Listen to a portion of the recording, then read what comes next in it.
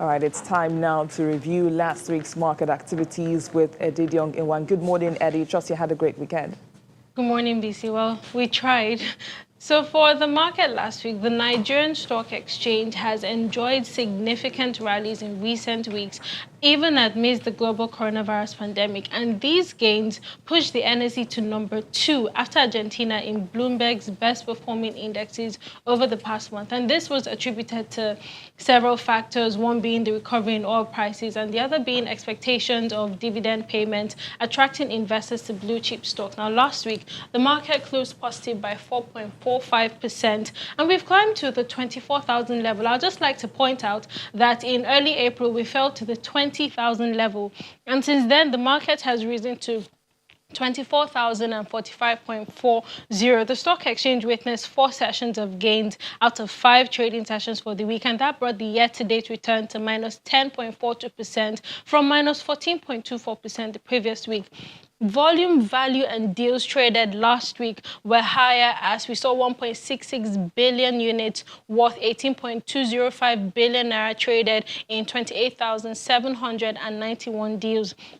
Now, that's compared to the previous week's 1.01 billion shares worth 9.82 billion naira that exchanged hands in 17,023 deals. Now, according to the Bloomberg report, the sectors that have enjoyed significant attention from the period include banking, industrial, and consumer goods. Now, last week, all the sectors we track closed positive. But let's, to have a quick chat with Rotimi Fakayejo, a stockbroker, to have a sense of what's happening in the market.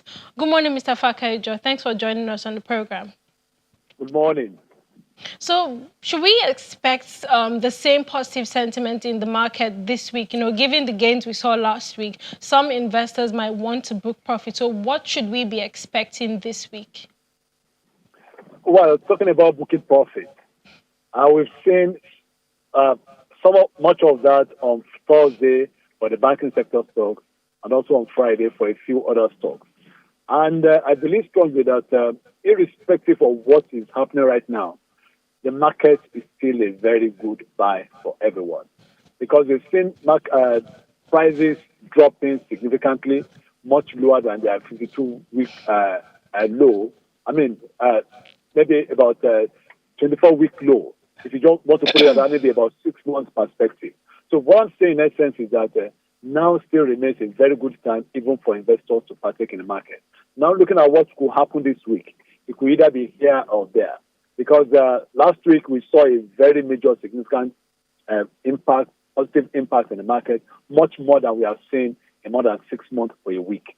So I think I believe strongly that that kind of positive trend may not be as much as what we see this week, except if we see some huge positive movement in the likes of MTN and Dangote Cement. But be that as it may, I believe that we are having some measure of stability in the market right now, and I believe it's quite a good time for investors to actually buy. Even if the price drops, they should hold on to what they have and definitely expect something much better by the time all these COVID-19 issues subside. So how much room would you say the market has for bargain hunting? Well, it's still very much because some stocks have not closed their book for dividend payments. And I think those ones, investors will want to hold on to them as well as to partake in it.